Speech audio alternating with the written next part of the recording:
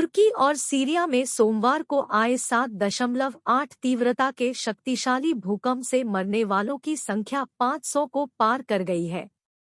भूकंप के कारण तुर्की में लगभग 284 लोग मारे गए हैं, जबकि सीरिया में 230 से अधिक लोग मारे गए हैं।